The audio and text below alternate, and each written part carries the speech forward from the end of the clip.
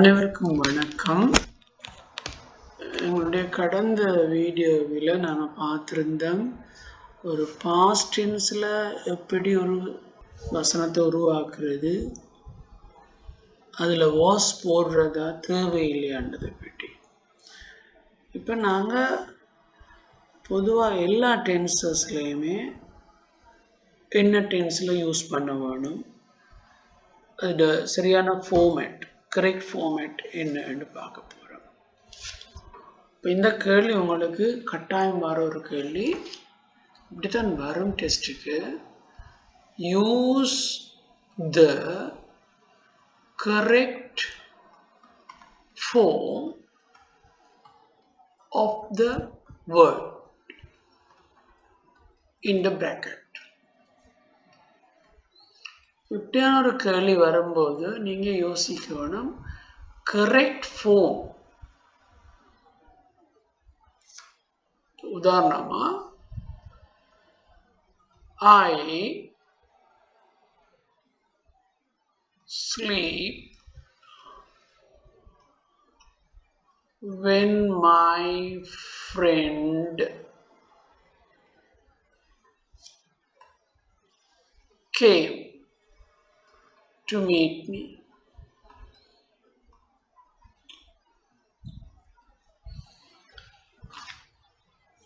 உங்களுக்கு தெரியும் இந்த வசனம் பாஸ்ட் டென்ஸில் போய் கொண்டிருக்கு. இது பாஸ்ட் டென்ஸை குறிக்குது. when my friend came to meet me, என்னுடைய நண்பன் என்னை சந்திக்க வந்த போது நான் தூங்கிக் கொண்டு இருந்தேன் என்றதான் சரியான வடிவம். அப்போ இதில் தமிழில் பார்த்தீங்கன்னா தூங்கிக் கொண்டு இருந்தேன்னு வரணும். இருந்தேனுக்கு நீங்கள் வாஸ் கட்டாயம் போடும். தூங்கிக் கொண்டு, ஸ்லீப்பிங், அவ்வளோதான்.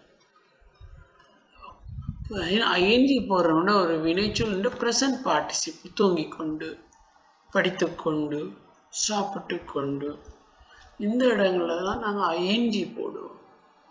எழுதி கொண்டு. அப்போ இந்த எழுதி கொண்டு இருந்தேன், இருந்தேனுக்கு நீங்கள் வாஸ் போடுறீங்க. I was sleeping. இப்போ இப்படியான இடங்களில் நீங்கள் இந்த வடிவத்தை போடுங்க. I was sleeping. இன்னும் ஒரு உதாரணம், ஹீ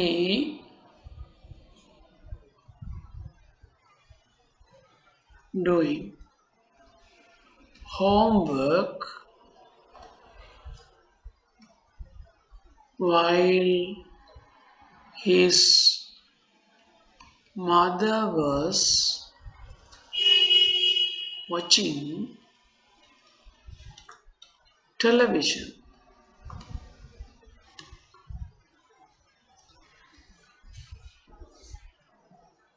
இந்த க்ளோஸை பார்த்தீங்கன்னா விளங்குது, while his mother was watching television.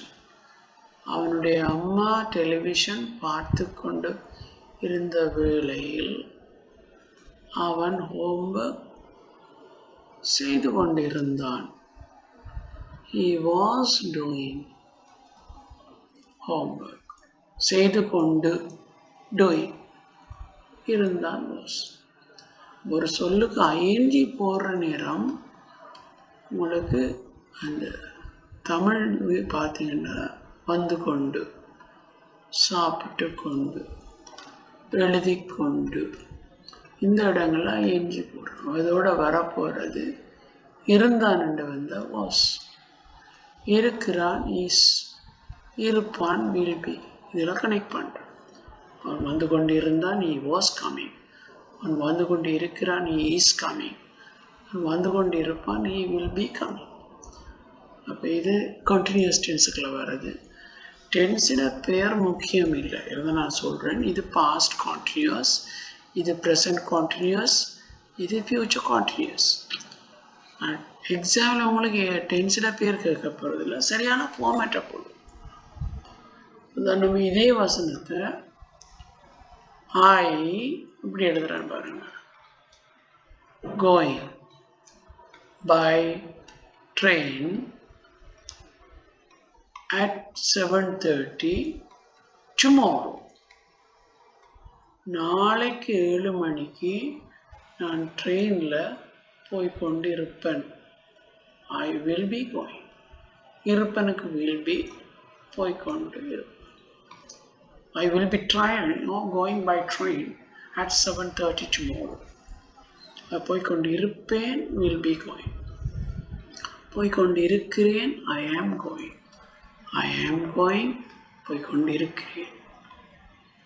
I was going போய்கொண்டு இருந்தேன். I will be going போய்கொண்டு இருப்பேன். அப்போ இது என்ன வடிவத்தில் போடுறதுன்றதுக்கு இதுதான் உங்களுக்கு ஹெல்ப் பண்ண போகுது. முதல்ல வசனத்தை சரியாக வாசிங்க. அது என்ன டென்ஸில் போகுதுன்னு பாருங்கள். சில இடங்களில் உங்களுக்கு ஐ வாஸ் கோயிங் என்று போட இல்லாது ஐ வெண்ட் என்று போட வேண்டி வரும். அப்போ சந்தர்ப்பத்துக்கு ஏற்றதை போல் நீங்கள் தான் யோசித்து போடணும். பாஸ்ட் டென்ஸில் எப்போவுமே கவனமாக இருங்க. இப்போ உதாரணத்துக்கு he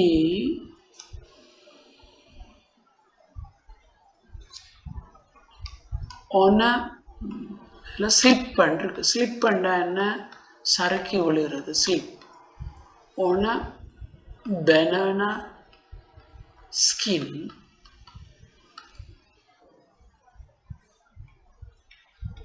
while he was running.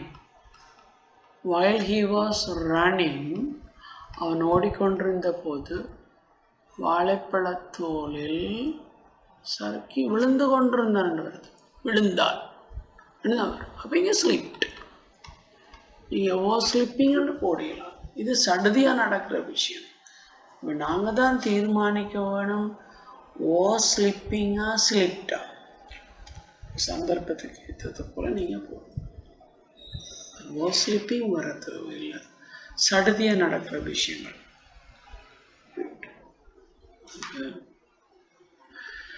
இந்த விஷயங்களை நீங்கள் கவனத்தில் எடுத்துக்கொண்டீங்கன்னா உங்களுக்கு அந்த correct form of the verb சரியான வடிவத்தில் போடலாம். சில இடங்களில் பேசிவில் போட வேண்டி வரும். உதாரணமாக இங்கிலீஷ் இங்கே ஸ்பீக்னு தரோம். all over the world.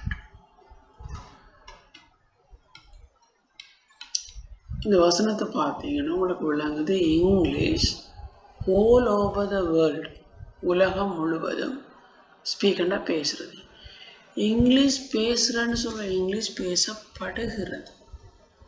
உலகம் முழுவதும் ஆங்கிலம் பேசப்படுகிறது. படுகிறதுக்கு நான் சொன்னேன் போன இஸ் பட்டத்துக்கு வாஸ் போட வேணும். ஆனால் இங்கிலீஷ் இப்போ பேசப்படுறபடியால் இங்கிலீஷ் இஸ். இது பேசிவ் ஃபார்மில் வரப்போகுது. ஸ்போக்கன் ஸ்பீக்கிங்ன்றா இங்கிலீஷ் பேசுகிறது நாங்கள் தான். இங்கிலீஷ் பேசாது. இங்கிலீஷ் பேசப்படுகிறது. English is spoken all over the world. சில இடங்களில் பாஸ்ட் டென்ஸ் போட வேண்டி வரும். உதாரணத்துக்கு this letter write last month. இந்த கடிதம் போன மாதம் எழுதப்பட்டது என்று வரும். பட்டது நீங்கள் வாஸ் போடணும். அதோட passive form ஆனபடியா written. This letter was written last month. This letter was writing என்று போடலாம். கடிதம் எழுதப்பட்டது passive formula. பட்டது எழுதப்பட்டது உடைக்கப்பட்டது கட்டப்பட்டது. இந்த இடங்களெல்லாம் நீங்கள் passive formula கட்டாயமாக past participle வினைச்சொல்லினுடைய past participle அது கட்டாயம் பாடமாக இருக்கும். எந்த வினைச்சொல்லி எடுத்தாலும் past participle இருக்கு. இப்போ நான் சொன்னேன் past tense தெரியாட்டி பிரச்சனை இல்லை. உங்களுக்கு அந்த சொல்லுக்கு டிட் போடலாம். ஆனால் பாஸ்ட் பார்ட்டிசிபிள் நீங்கள் கட்டாயம் பாடமாக போகணும். அப்படியால் அது இல்லாட்டி பேசிவ் ஃபார்ம் எழுதிக்கலாம். கடிதம் எழுதப்பட்டது லெட்டர் வாஸ் ரிட்டன். கடிதம் எழுதப்படுகிறது லெட்டர் இஸ் ரிட்டன். கடிதம் எழுதப்படும் லெட்டர் வில் பி ரிட்டன். இப்போ நாங்கள் முதல் பார்த்தோம் இருந்தான் இருக்கிறானுக்கும் அதே வாஸ் இஸ் போட்டோம். இப்போ பட்டான், படுகிறான், பட்டது எல்லாத்துக்கும் அதே பி ஃபார்ம் தான் வருது. Was is. 2 வகையான இடங்களில் நாங்கள் பேசிவ் வாஸ் இஸ் பாவிக்கிறோம். ஒன்று continuous tense. அவர் எழுதி கொண்டிருந்தார். He was writing. கடிதம் எழுதப்பட்டது.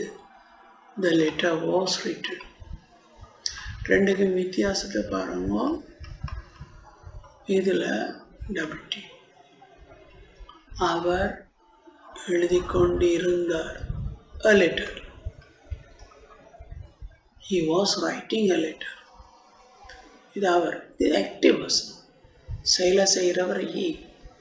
இது இங்கே கடிதம் எழுதப்பட்டது. The letter was written. உங்களுக்கு 2 இடத்துலையும் வாஸ் வருது. ஆனால் இதில் ஐஎன்ஜி, இதில் பாஸ்ட் பார்ட்டிசிபிள். ஐஎன்ஜி ஃபார்ம் நாங்கள் சொல்கிறது ப்ரெசன்ட் பார்ட்டிசிபிள், இது பாஸ்ட் பார்ட்டிசிபிள். இப்போ சரியான வடிவத்தை யோசித்து தான் போகணும். ஆக்டிவ் சென்டென்ஸா பேசிவ் சென்டென்ஸா ரெண்டதை பார்த்து போகணும். So I think this video would help you to solve some problems in your level paper. இந்த கேள்வி கட்டாயம் வரக்கூடிய ஒரு கேள்வி. சரியான ஃபார்மில் போடுறது ஆக்டிவாக பேசிப்போம். இதை கொஞ்சம் கவனம் படிச்சுட்டு போய் எக்ஸாம் செய்யணும். We'll see you in another video soon later.